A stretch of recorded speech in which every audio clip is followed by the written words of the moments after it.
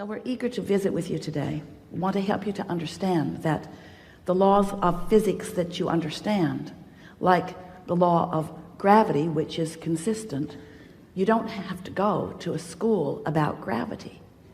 They don't say to you in your first days in school, you know, if you don't come to this class, you could fall up. Many children are missing because the law is consistent. It works the same for everyone, and you learn to utilize the law to your advantage. And the law of attraction is such a law. It is utterly consistent. It never makes an exception, and it never makes a mistake. So you have to figure out how to work within the laws of the universe. We cannot talk about the law of attraction without introducing to the subject momentum, because law of attraction is the reason that momentum exists. When you give your attention to something for as little as 17 seconds, at that 17-second point, there is a momentum that is discernible as another thought like it joins it, and so forth. So the more you focus, the more momentum. But the most important thing to understand about the way momentum works is that when you are sleeping, you have a reprieve of the momentum. In other words, your beliefs are in suspension while you sleep, which means the momentum of them, the law of attraction momentum of them, is slow to non-existent depending upon how well you are sleeping. So what that means is when you awaken in the morning, you have the opportunity to reestablish, if you want to, a vibrational starting point that law of attraction will begin to respond to right away. Now, usually when you wake up in the morning, you remember what you were thinking about yesterday, or more important, you achieve the emotional feeling place of what you were feeling yesterday. It's like, oh yeah, I remember I'm not happy. Or, oh yeah, I remember I'm lonely now. Or, oh yeah, I remember I'm confused. But what we want you to realize is that you don't have to be the same lonely today that you were yesterday, because that night's sleep changed the momentum. But when you wake up in the morning and you deliberately, and you do, call those same people, talk about those same things, focus in the same ways, you reactivate your vibration much as it was before. But you do not have to do that. And that is the most important thing. We want you to realize that you are at a new starting point in every moment. But it is unlikely for you to begin to think all new thoughts when you wake up. Some of you have suggested a lobotomy. We don't recommend it, because there are many things that you believe that are serving you really well. You just want to become a better sifter. You want to become a better discerner. You want to become better at caring about how you feel and then focusing in ways that accomplish that. If we can, in some way, offer enough words don't teach, and analogies, words don't teach, and conversation, words don't teach. We've enjoyed this interaction in this. That if we can offer enough that will to stimulate within you the awareness that your point of attraction is everything, because you are the center of your universe, and that you are the perceiver of it, which means you are the vibrational interpreter of it. You translate your vibration into the reality that you are living, into what you are seeing and hearing and smelling and tasting and touching. If we can convince you that since all those things are true, that the only thing that matters to you is how you feel. If you can leave this room with a new determination within you that you now, more than ever before, care about how you feel and mean to do something about soothing yourself. Esther was on an airplane last week going from Boston back to San Antonio, and there was a beautiful family sitting in front of her, a mother and a child about 6 years old, and two little twin boys who were about 2, maybe, if even. They were walking, sort of kind of talking, and they were all strapped into their 4 seats. And Esther was sitting right behind the mother. And when the airplane took off, one of the little boys across the aisle from his mother was terrified. It was probably his first flight, and the roar of the engine, the sound of the machine, the feeling of it on the runway, he was hysterical. And he wasn't spoiled, he was hysterical. He was frightened. It was a new experience, and the power of the airplane scared him. His mother and the flight attendants looking right at his mother like, do not get out of your seat, do not get out of your seat. And Esther is thinking, if I were that mother, I would be out of my seat now.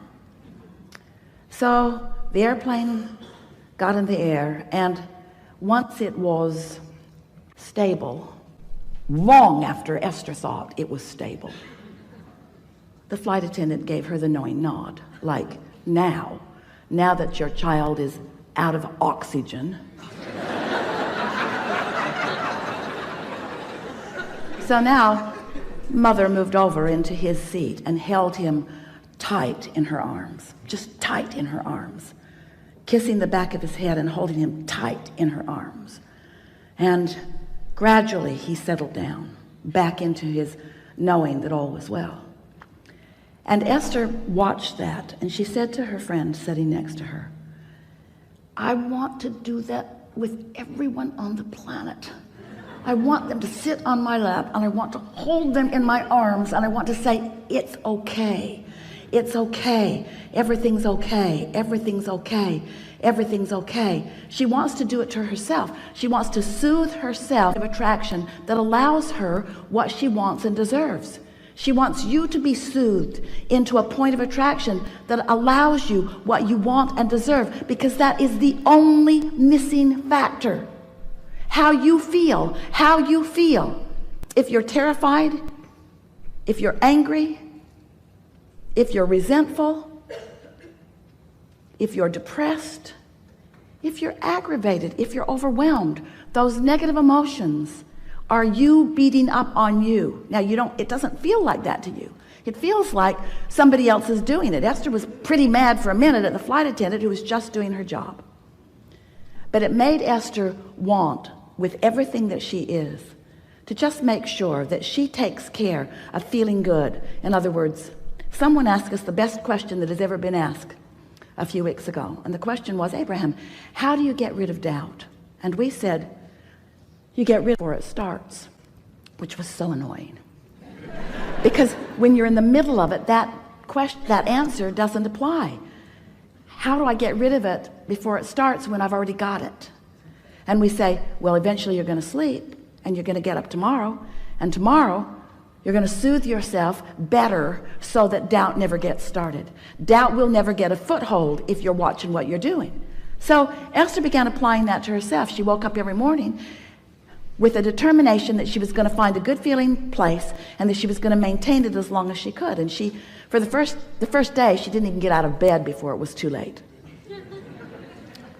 The second day it was better. The third day she didn't make it through breakfast. In other words, it took quite a while of Esther caring more about how she felt than tending to emails, caring more about how she felt than tending to what was going on with other people. In other words, you've got to put yourself first. You've got to be so selfish.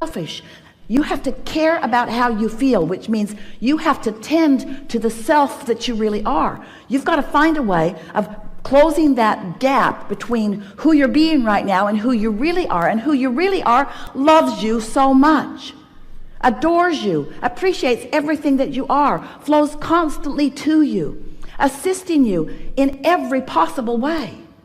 Last week, Esther came bouncing up the steps, and the step wasn't stable. When she stepped on it, it caved in, and her foot went between the step and the stage. Scraped up her shin. She stumbled onto the stage. It was funny. It was really funny. And Esther thought, for the life of me, I do not know how I went down. So Esther has a dear friend who sees energy. She always comes to the seminars in the city where she lives and sits in the back of the room because she not only likes to see the energy around Abraham, she liked to see the energy around Jerry when he was sitting at the table, and the energy around you. She could actually see who was all lighted up. She knows who Abraham is likely to call on because she can read this energy. So after every workshop, she watches all of the live streams. She sends Esther an email and she says, yeah, Jerry walked on the stage with you. And Esther says, yeah, I know. I can feel him there. And then she said, he caught you last week. And Esther thought, that's why I didn't fall down. Didn't make sense to me. I didn't have my balance. I didn't have anything close to my balance, but I didn't go down. This is the thing that we want you to understand. We've got you. But if you're not knowing that, if you're mad at yourself, then you don't let us get you. You prevent yourself from receiving the inspiration. Do you know when you yawn? That's because you need more oxygen, and we yawn you.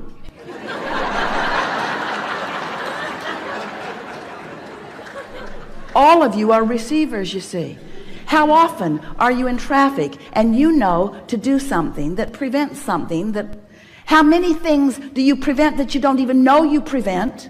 So many, because you're receiving constant impulses. You are so blessed. You are so tended to. We are so aware of you, and you are so in your own way so much of the time as you're complaining about this and worrying about that. Watching CNN. So we want you to know that you are the focal point of so much awareness, and that when you ask for something, we all know it, and we see clearly the path for you to move from where you are to where you want to be. And you know what? You want it to be a direct path. We don't. We want you to have fun along the way to the path. We want you to pick up more things along your physical trail along the path.